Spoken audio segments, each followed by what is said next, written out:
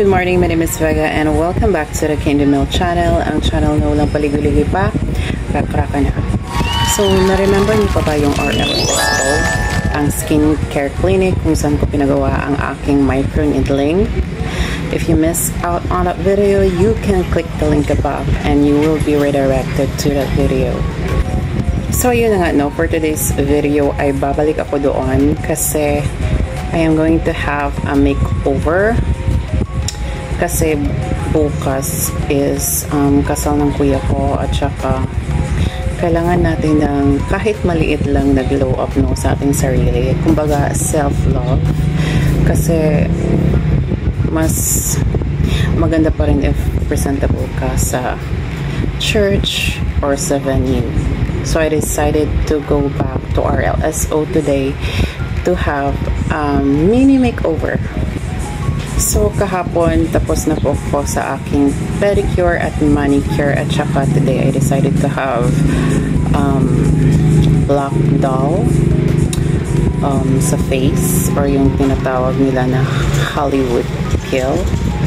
At saka sa akin namang pilik mata, I have still not decided if magla-lash lift pa ako for tomorrow's event or lash extension.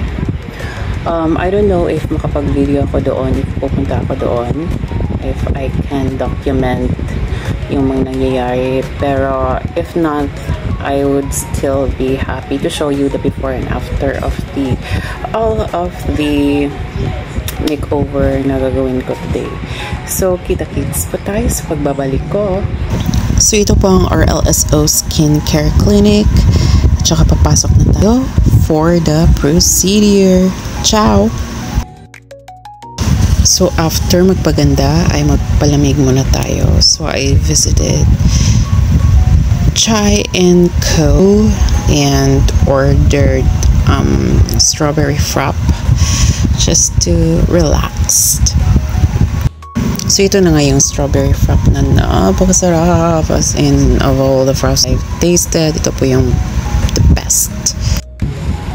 So, yun na nga, no, nakabalik na ako sa bahay. At saka kanina, as I have mentioned, is nagpagawa po ako ng carbon laser at saka nagpalagay.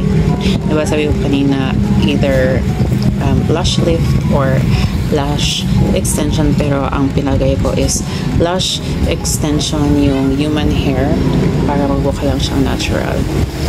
So, ayun ang hindi ako nakapag-video kanina kasi mahirap, kasi tatabunan din yung mga mata ko. So, yung sa carbon laser, based sa aking experience, totoo po yung sinasabi nila na mangangamoy or maaamoy mo yung carbon na laser sa mukha mo.